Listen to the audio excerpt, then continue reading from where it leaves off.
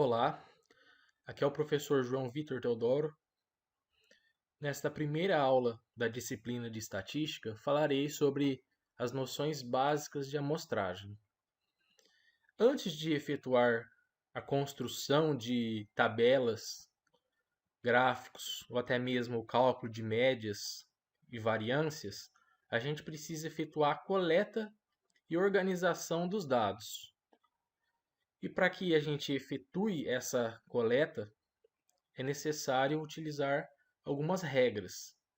E a amostragem é a área que traz algumas metodologias para que a gente efetue essa coleta da melhor forma possível. Antes de falar de amostragem propriamente, definimos alguns termos, como população. População não é somente um conjunto de elementos físicos. Quando a gente ouve o termo população, nos traz a ideia de que é um conjunto de pessoas, de animais, de indivíduos. Mas pode também ser um conjunto de eventos ou medidas que envolvam uma mesma característica. Então, pode ser a quantidade de chuva em determinados dias, pode ser a temperatura em determinados meses, temperatura média em determinados meses, pode ser a presença ou ausência de uma doença, pode ser mortalidade. Qualquer tipo de variável que consigamos mensurar, a gente consegue determinar uma população, que é o conjunto global dessas medidas. Já a amostra é uma parte da população, porém uma parte que seja representativa. O que significa ser representativa? Quando a gente olha essa amostra e os seus elementos, eles devem ser a cara da população. Então, não posso ter elementos na amostra que não estejam em conformidade com as características gerais da população. E, por fim, unidades amostrais, que são os elementos espaciais ou temporais onde levantaremos as informações.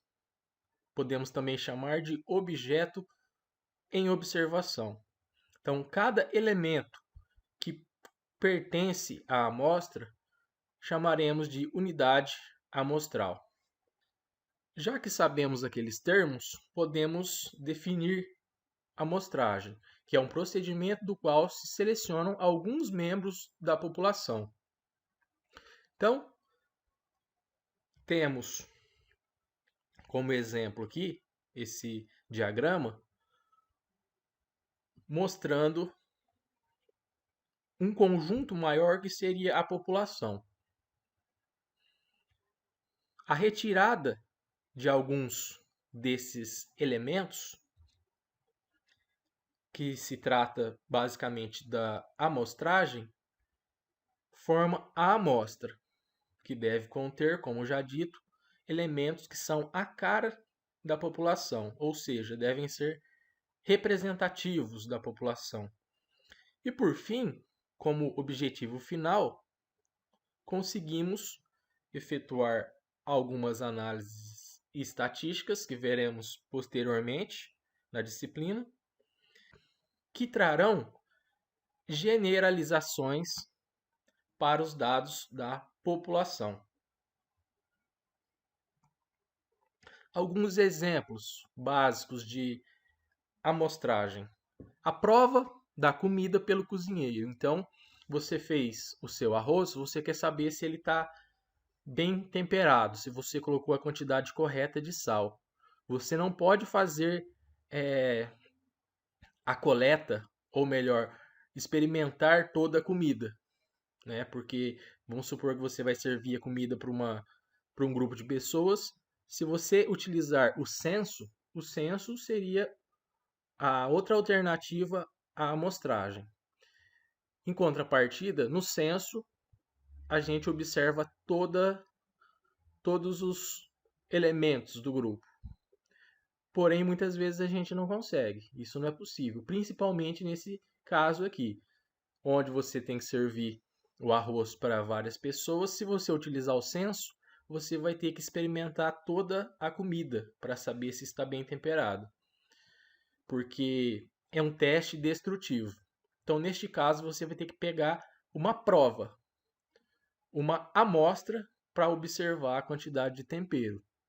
Que para observar a quantidade de tempero no seu arroz, você vai precisar obter uma amostra representativa. Então, não basta você pegar uma quantidade de arroz que esteja só na superfície. Pode ser que houve um acúmulo de tempero na superfície e essa amostra não é representativa.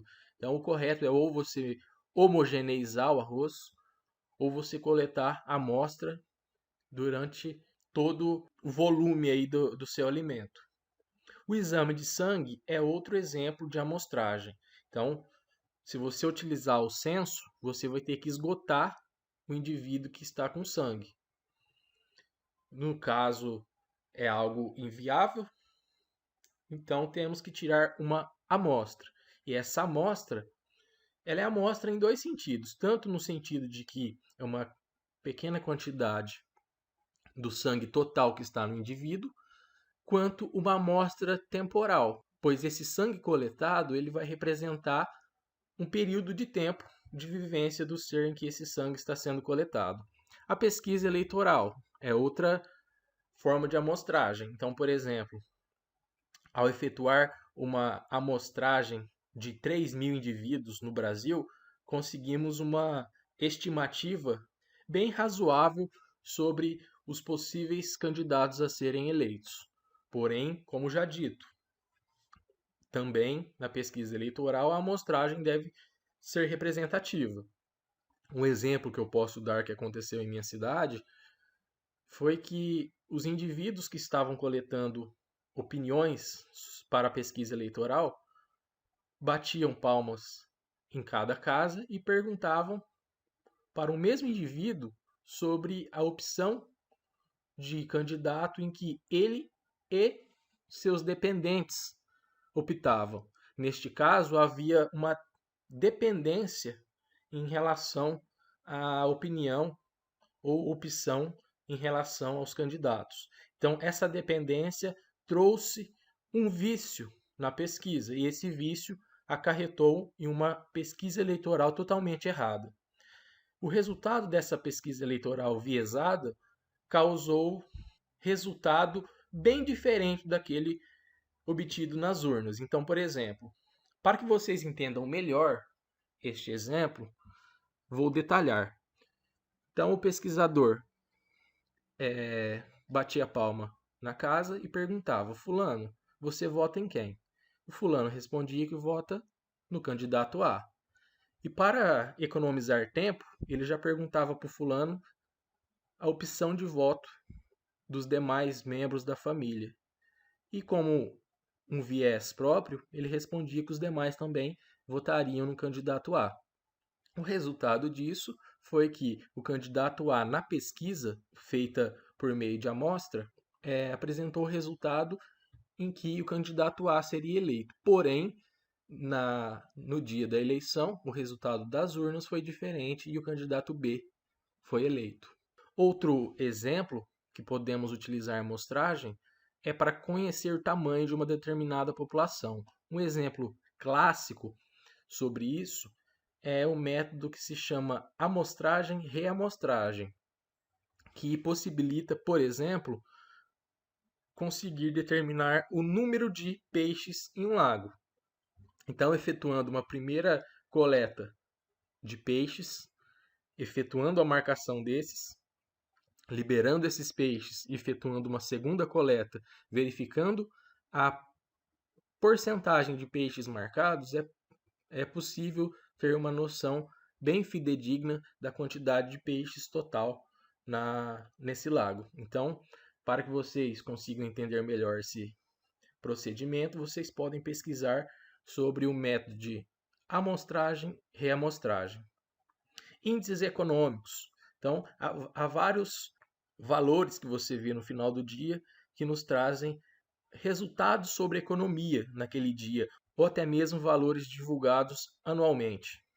Testes destrutivos, a gente já falou alguns aqui, né? A prova de comida, o exame de sangue, a pesquisa eleitoral não, porque após a gente efetuar a pesquisa eleitoral, esse eleitor vai poder votar. Então a gente não eliminou esse eleitor, então não é um teste destrutivo. Conhecer o tamanho de uma população, talvez.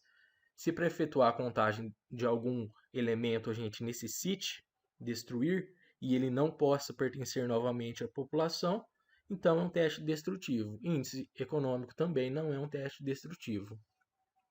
E medições como temperatura, umidade do ar e outras também são exemplos de amostragem. Então, no seu próprio celular, geralmente você tem uma temperatura que aparece na tela. Entretanto, o celular não tem o termômetro. Então, de onde vem essa temperatura? Pode ser uma estimativa feita pelo próprio aplicativo, ou até mesmo a gente pode entrar em alguns sites, como o site da Embrapa, e ele nos dá a temperatura em de alguns centros que efetuam essa mensuração. E essa medida, por exemplo, de uma determinada cidade, não é a temperatura em todos os pontos dessa cidade. Em cada ponto do espaço dessa cidade vai ter uma temperatura diferente. É aquela temperatura que estará exatamente no termômetro naquele momento. Então, é apenas uma amostra, né? Uma sala com ar-condicionado ligado vai ter uma temperatura diferente de uma sauna, por exemplo. Então, aquela temperatura que a gente vê no celular é um resultado amostral, que deve representar a cidade toda. Bom, um exemplo. Para um estudo comportamental com um rebanho com 700 animais, queremos selecionar 40 deles. Então, a nossa população contém 700 indivíduos. E por questão de limite de tempo ou mão de obra ou limite financeiro, vamos selecionar apenas 40 indivíduos. E vamos anotar um score de alguma característica. Bom, e como que vamos selecionar esses 40 indivíduos? Antes de efetuar essa seleção para que pertençam à amostra, precisamos observar algumas características, como raça, sexo, idade, dentre outras, para que possamos compor uma amostra com 40 animais mais fidedigna, com maior representatividade possível da população. Bom, e como que a gente escolhe a localização ou se baseia o número de elementos que vai compor a nossa amostra? Tem vários fatores. Em geral, quanto maior a nossa amostra, melhor. Porém, isso algumas vezes é inviável. Por exemplo, quando se faz teste de colisão de carros. Vamos supor que as teorias estatísticas dizem que devemos colidir 10 carros de um mesmo modelo para verificar se ele realmente é resistente. Porém, isso envolve um custo. Então, podemos não só ficar na teoria estatística, mas por conta de alguma restrição, que no caso do exemplo é financeiro, reduzir essa quantidade. Então, uma primeira condição, acesso. Vamos supor que queremos verificar a densidade de insetos em determinada floresta. Porém, existem algumas áreas em que não podemos entrar por questão de ser uma área particular, na qual não temos autorização, ou uma área, uma reserva em que também não temos autorização, ou uma área indígena, ou uma área que ofereça algum certo perigo. Então, essas condições de acesso vão limitar o número de elementos na amostra. Além disso, devemos observar padrões de distribuição e eventuais tendências em relação às variáveis que estamos observando. Então, podemos observar que a população se acumula, se agrupa em determinadas regiões, ou que determinados indivíduos vivem em comunidade, ou que eles se alastram com uma maior homogeneidade. Então, são alguns dos fatores em que devemos observar. Localização de aportes e sumidouros. O que é um aporte? É o acúmulo de elementos ou regiões onde os elementos apresentam valores superiores aos demais. E sumidouros, ao contrário, são regiões onde existe a ausência de elementos ou regiões onde existem elementos com valores inferiores aos demais. Também devemos nos basear em dados pré-existentes. O que são dados pré-existentes? São artigos anteriores ao nosso trabalho.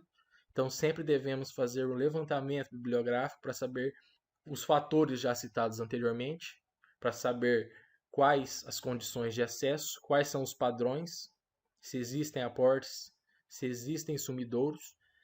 Conversar com quem é da área, conversar com quem já fez o experimento, quem já fez a pesquisa. Então, sempre verificar o que já tem pronto em relação ao que você está estudando. Por último, no custo de amostragem e análise. Então, muitas vezes o custo para que efetuamos uma amostragem com muitos indivíduos acaba sendo muito alto, né? Como eu exemplifiquei inicialmente em relação à colisão de automóveis. Então, o custo financeiro é um desses limitantes. Esse custo também é de análise. Então, esse custo de análise, o que seria? Um computador, ele é limitado, ele não consegue fazer determinadas análises dependendo do seu tamanho de banco de dados. Então, vamos supor que temos um banco de dados com muitos terabytes de dados, pode ser que, dependendo do modelo matemático que estamos utilizando, um computador não consiga analisar. Mas com o avanço da tecnologia, o aumento da capacidade de processamento, essas análises vão sendo mais fáceis de serem realizadas. Portanto, neste caso, o custo computacional pode implicar também na redução do tamanho da amostra. E quando a gente não precisa utilizar a amostragem?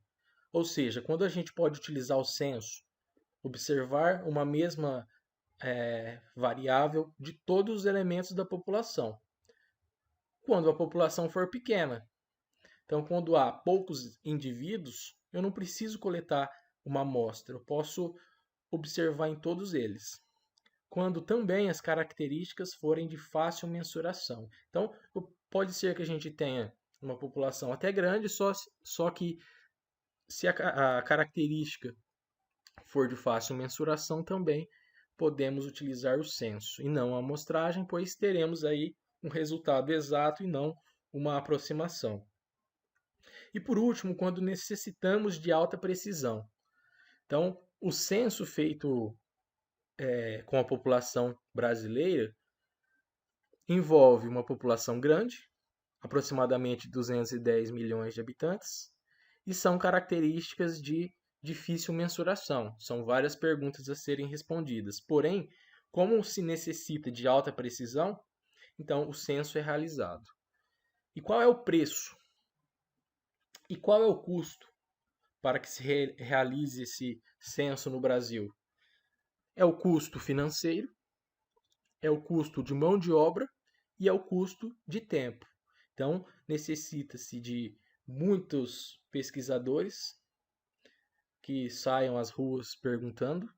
Para que se pague esses pesquisadores, necessita-se também de um capital financeiro alto e também exige muito tempo. E qual é o fluxo de atividades, qual é o cronograma para se realizar uma amostragem? Primeiro, você precisa determinar os seus objetivos. O que você quer coletar, quais são os possíveis resultados que você deseja chegar. Depois, quais os recursos disponíveis? Você tem dinheiro? Você tem mão de obra, principalmente mão de obra qualificada? Você tem um laboratório para avaliar essas variáveis? Então, tudo isso deve ser levantado antes dessa amostragem. Identificação da unidade amostral e população. É muito importante identificar qual é a sua unidade amostral e população antes de iniciar a pesquisa, pois, por exemplo, você inicialmente faz uma pesquisa utilizando a amostragem dos alunos do curso de Química de uma universidade. E depois, quando você vai publicar o artigo, a revista não quer saber somente dos alunos do curso de Química. A revista quer saber em relação a todos os alunos da universidade. Então, aí, sua população não contemplou todos os indivíduos desejados. Unidade amostral. A unidade amostral pode ser um único elemento, pode ser um conjunto de elementos ou pode ser várias medidas em um mesmo elemento. Então, um exemplo que eu posso dar sobre unidade amostral, que pode ser um indivíduo, vários indivíduos ou várias medidas em um mesmo indivíduo, é a mensuração, por exemplo, de massa corporal de porcos. Então, eu posso, de uma população de 1.000 porcos, eu posso observar a massa em um determinado dia, seleciono aleatoriamente 50 desses porcos e obtenho aí uma amostragem da massa desses indivíduos. Posso considerar também grupos de porcos, então eu não tenho condições de pesar a massa de cada porco, então eu seleciono aí grupos formados por 5 indivíduos, aí nesse caso a unidade amostral vai ser formada por 5 indivíduos. E também posso coletar várias medidas de massa de porcos durante o tempo. Então, hoje, por exemplo, eu coleto uma amostra de 50 indivíduos. Daqui 15 dias, desses mesmos 50 indivíduos, coleto a massa novamente. Então, no mesmo indivíduo, eu vou ter várias unidades amostrais. Posteriormente, a identificação das variáveis. Então, quais variáveis você quer obter? Não adianta você realizar o estudo e lá no final da pesquisa você identifica que faltou efetuar algumas mensurações, que você provavelmente não vai conseguir voltar ao início do seu experimento. Então, antes de começar o experimento, determine quais são as variáveis. Qual a precisão necessária que você necessita para os seus dados? Então, utilizem alguns métodos estatísticos que envolvem precisão e ele efetua o cálculo do tamanho da amostra e como que deve ser feita essa amostragem. Além disso, como já disse anteriormente, converse com pesquisadores sobre como que deve ser conduzido seu experimento para que se obtenha tal precisão pretendida. Um plano amostral. Plano amostral, dependendo do caso, você faz o croquis, faz um mapa de como será conduzido o seu experimento, a sua coleta de dados. Não tenha medo de fazer desenhos, de se planejar detalhadamente. E seleção de amostras. A seleção de amostras será utilizando as regras que falaremos posteriormente. Por fim, antes de efetuar a amostragem final ou definitiva, devemos realizar uma amostragem piloto, que é uma amostragem prévia à final, para verificar se vai correr tudo certo, se é aquilo mesmo que devemos realizar. Porém, em muitas das vezes, essa amostragem piloto não ocorre. Então, a amostragem piloto, a gente vai realizar a coleta de dados, a análise desses dados e consolidar os resultados. Se tiver tudo ok, podemos partir para a amostragem definitiva.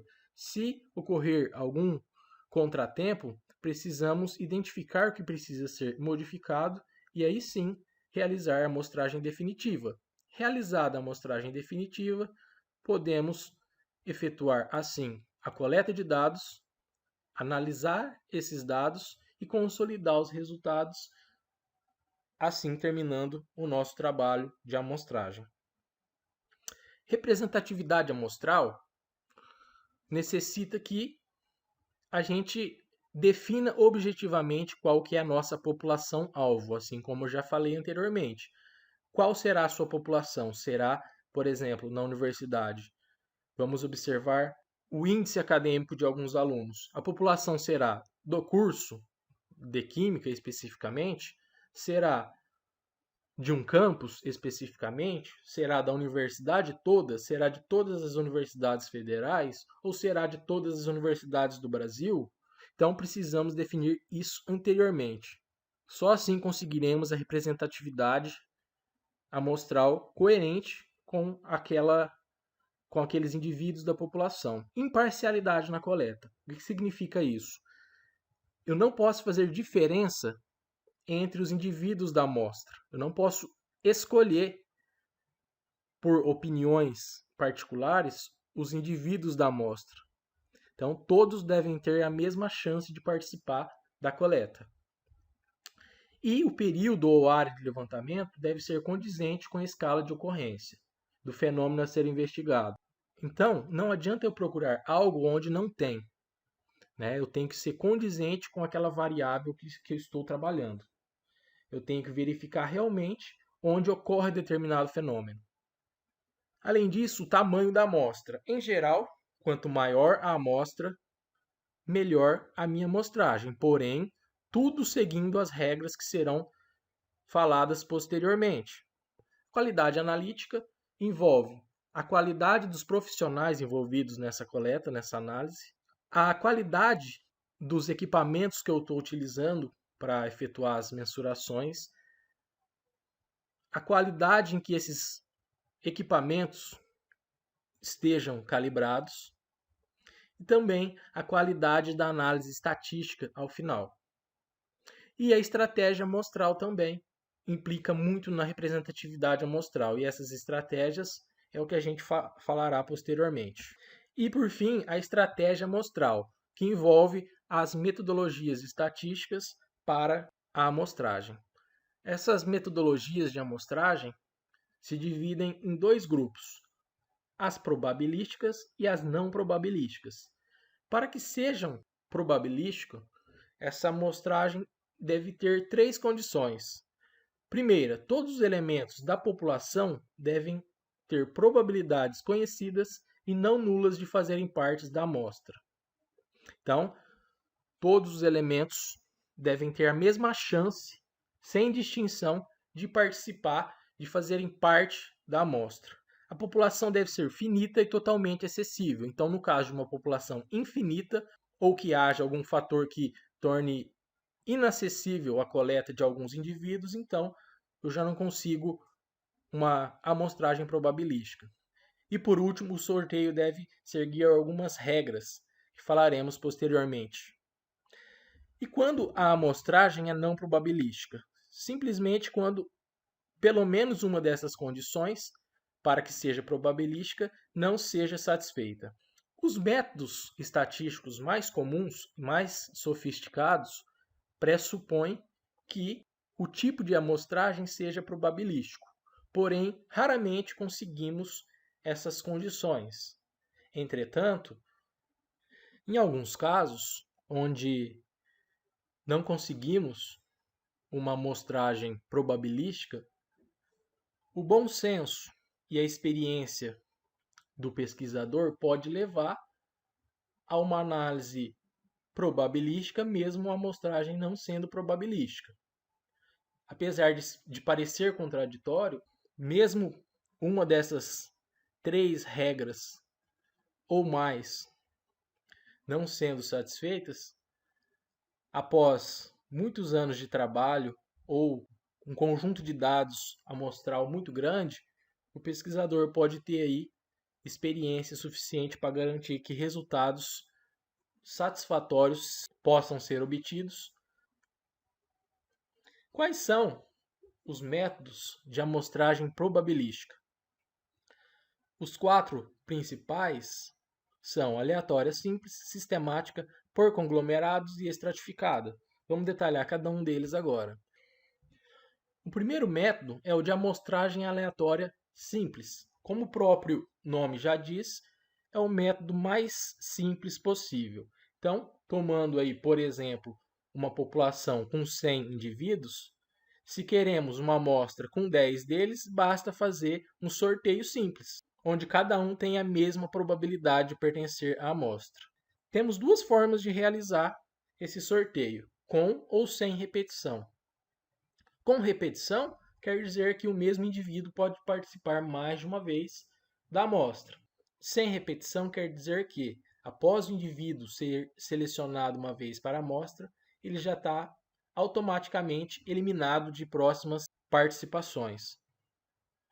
A fração de amostragem é calculado como tamanho da amostra dividido pelo tamanho da população. Então, se tivermos uma amostra com 100 indivíduos, onde 10 desses serão amostrados, então a fração de amostragem será calculada como 10 dividido por 100, ou 10% dos indivíduos da população participam da amostra. Então, um exemplo aqui, queremos sortear 40 vacas num total de 700. Como faremos essa escolha? Basicamente, numerando essas vacas de 1 a 700 e efetuando um sorteio onde cada uma tem a mesma chance de participar da amostra. Então, coloquei os números de 1 a 700 lá na minha urna ou no meu software. O primeiro número coletado foi o número 2, então a vaca número 2 vai participar da minha amostra. Depois, um próximo número coletado foi o número 34, então a vaca número 34 vai participar da amostra. E efetua essa coleta até completar 40 indivíduos. Nesse caso, eu fiz uma amostra aleatória simples, sem reposição ou sem repetição dos elementos. O próximo método é a amostragem sistemática, quando os elementos se apresentam ordenados. Então, deve ocorrer uma ordenação natural dos elementos para que eu possa utilizar esse tipo de amostragem. O que seria essa ordenação natural? Um exemplo que eu posso citar é o plantio de árvores. Então, eu tenho árvores plantadas em linhas, então eu tenho uma ordem natural desses elementos. Então, eu posso utilizar a amostragem sistemática. Nesse caso, a retirada ou escolha dos elementos para a amostra é feita periodicamente, ou seja, respeitando um período, um espaço entre os elementos a serem escolhidos. Exemplo: para uma população com 700 vacas numeradas de 1 a 700, com tamanho amostral igual a 70, então, de 700 vacas da população, eu quero amostrar 70, ou seja, 10%. Então, primeiro devo realizar um seguinte cálculo. Eu pego o tamanho da população e divido pelo tamanho da amostra que eu queira realizar. No caso aqui, 700 dividido por 70 igual a 10. Esse 10 vai servir para duas coisas. Primeiro, para que a gente realize um sorteio. Então, vamos sortear um número de 1 a 10. Posteriormente, esse 10 será o nosso período. Então, aqui realizamos o sorteio de 1 a 10, obtemos o número 3. Então, a vaca número 3 vai participar da amostra. Como o nosso período é 10, então a próxima vaca a ser escolhida será 3 mais 10, 13. E a próxima, 13 mais 10, 23. E assim até que se esgote todos os indivíduos na amostra. O exemplo aqui foi realizado com vacas. Lembrando que estamos falando da amostragem sistemática, que necessita que os elementos da população apresentam-se ordenados. Nesse caso, faz sentido efetuar uma amostragem de vacas? Normalmente as vacas vivem em rebanho e não existe uma ordenação natural. Porém, podemos considerar uma ordenação como idade.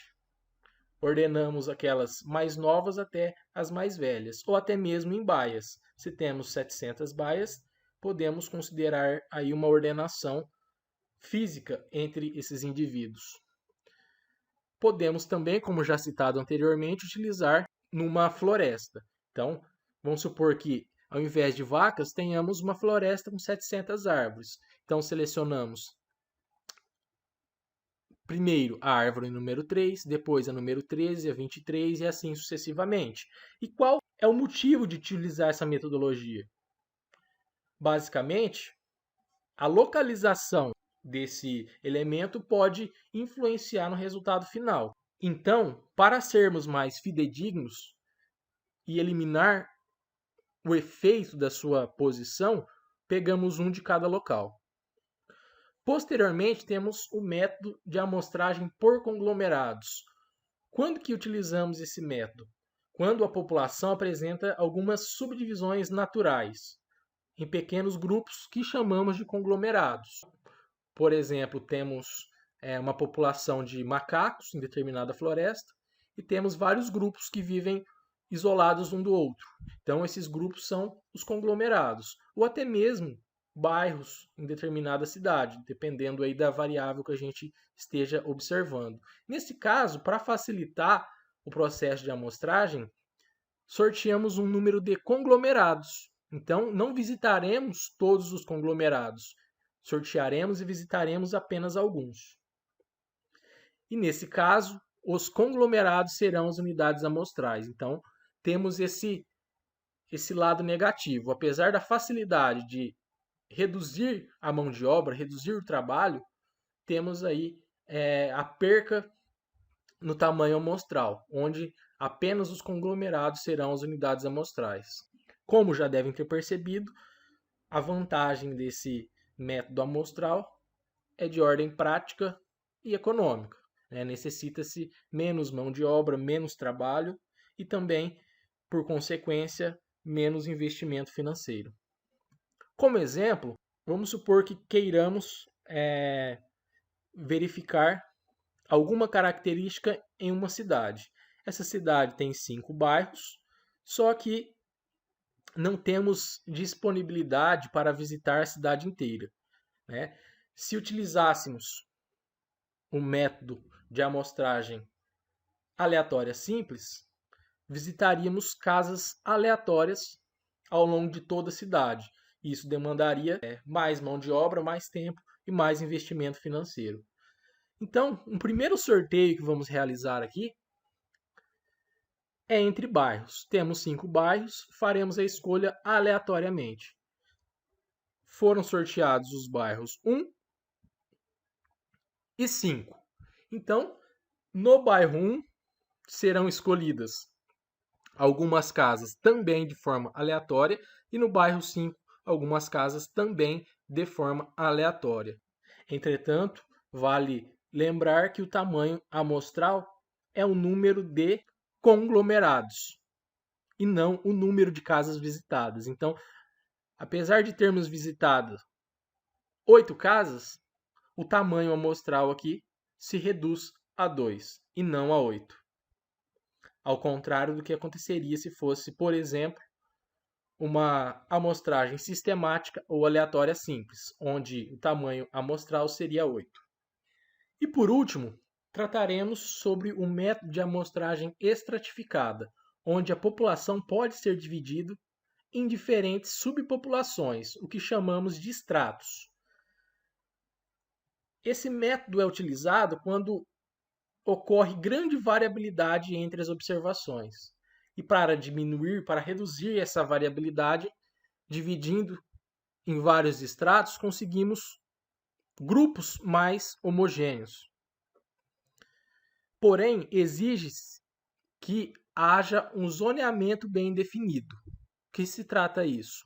Se trata de uma divisão bem clara de quais serão os meus estratos. Além disso, dentro de cada extrato deve ocorrer a homogeneidade. Os elementos devem ser o mais parecidos possível. E a escolha dos elementos dos extratos, dentro de cada extrato, deve ser aleatória, simples ou sistemática, buscando aí um dos métodos anteriores. A amostragem estratificada pode ser de 3 formas: uniforme, proporcional e ótima, onde falaremos agora. Primeiro caso, amostragem estratificada uniforme. Nesse caso, sorteamos um número de elementos igual de cada extrato. Então, vamos supor que uma população dos indivíduos da universidade e queiramos observar a renda mensal desses elementos. Só que, por alguma limitação, não podemos considerar a população toda. Vamos utilizar a amostragem. Então, vamos considerar aí na nossa população, o azul é a população formada pelo extrato alunos. Em vermelho, a parte da população, extrato professores. E em branco, a população formada pelo extrato técnicos administrativos. Então, na amostragem estratificada, dividimos essa população em 3 extratos. Como essa amostragem será uniforme, de cada um desses extratos, sortearemos a mesma quantidade de indivíduos. Então, vamos supor que queiramos 90 indivíduos para a amostra.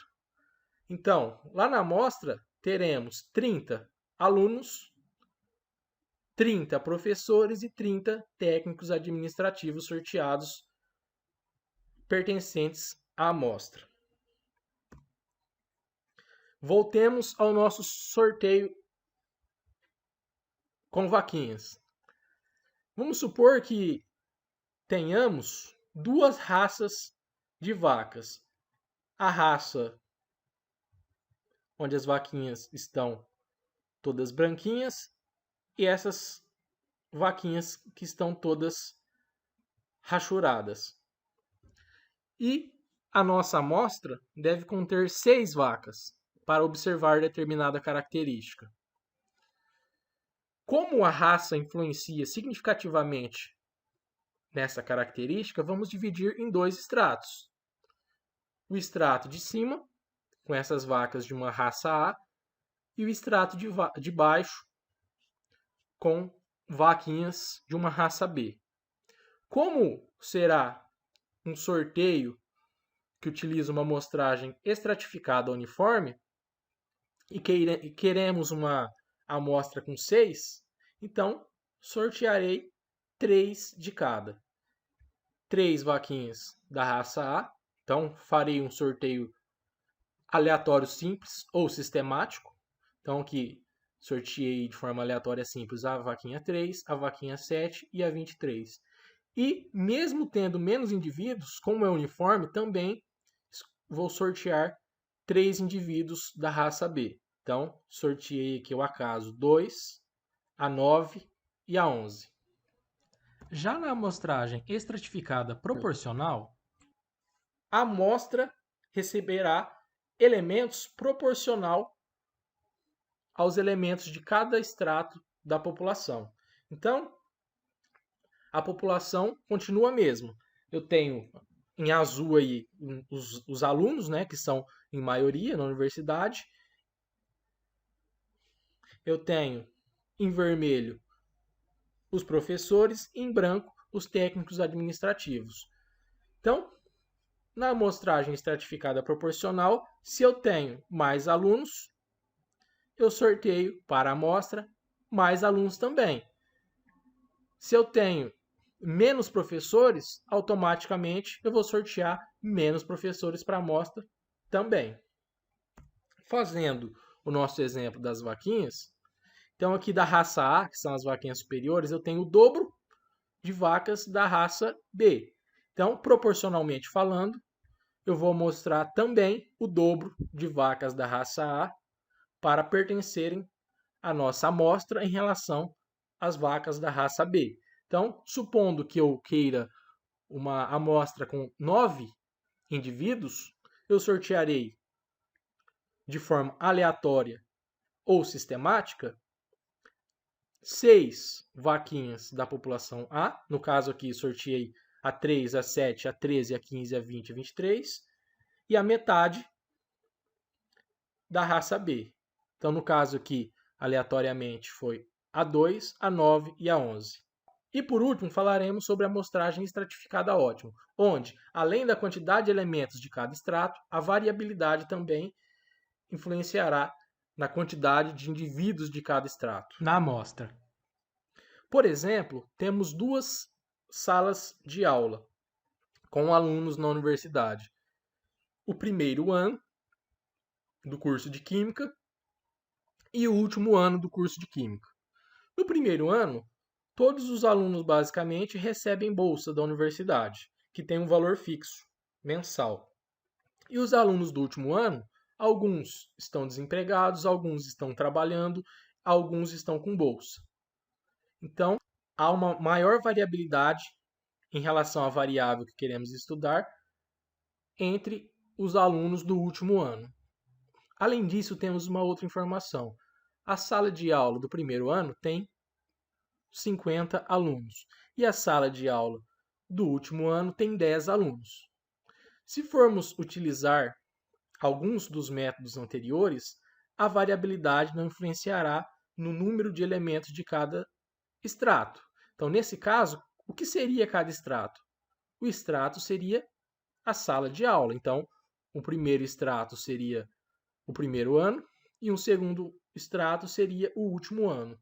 Então, nesse caso, apesar da sala do último ano ter muito menos indivíduos, ele tem uma maior variabilidade. Então, essa informação também influencia no tamanho da amostra. Existem alguns métodos estatísticos que não trataremos aqui, em que se associa o tamanho de cada extrato e uma medida como, por exemplo, o desvio padrão, que traz ideia de variabilidade para determinar o número de elementos de cada extrato que pertencerão à nossa amostra. Para finalizar, qual que é a diferença de parâmetros e estatística? Um parâmetro é qualquer medida numérica que descreve uma característica de uma população. Então, qualquer cálculo que realizamos utilizando os dados da população, chamamos de parâmetro. Já quando utilizamos os valores de uma amostra para efetuar os cálculos, chamamos de estatística. Muitas vezes não temos como determinar um parâmetro, pois não temos acesso aos elementos de toda a população. Então, geralmente trabalhamos com estatísticas. As estatísticas nada mais são do que estimativas de parâmetros. Na teoria, quanto mais próximas as estatísticas forem dos parâmetros, melhores são essas estatísticas. Alguns exemplos aqui de parâmetros e estatísticas. Número de elementos. Quando tratamos de população, quantidade de elementos na população é N maiúsculo, então é um parâmetro. Quantidade de elementos na amostra é um N minúsculo, então é uma estatística. Média. A média de alguma variável a ser calculada na população chamamos de μ. Já a média dos elementos para alguma característica na amostra chamamos de x barra. A variância dos elementos da população é sigma ao quadrado. Já a variância dos elementos para determinada variável na amostra é S ao quadrado. Portanto, é uma estatística. O desvio padrão simplesmente é a raiz quadrada da variância, então é só retirar o quadrado. O coeficiente de correlação, que veremos lá ao final da disciplina, para uma população chamamos de ρ de x e y. E para uma amostra, R de x e y. Não tratamos nesse vídeo sobre amostragens não probabilísticas. Então, aconselho que façam uma pesquisa, façam um levantamento sobre tais métodos, para que possam comparar aí com os métodos tratados aqui, que são os métodos probabilísticos. Fico por aqui e até um próximo vídeo. Um grande abraço.